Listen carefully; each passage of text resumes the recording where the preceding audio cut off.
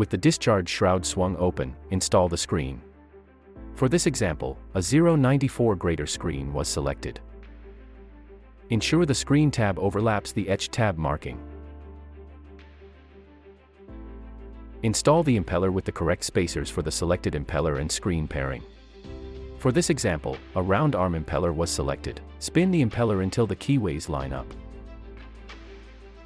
Install the impeller bolt.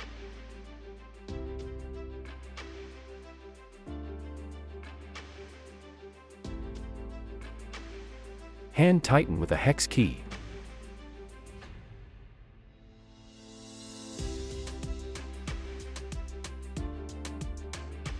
Secure the discharge shroud. Tighten the hand knobs evenly.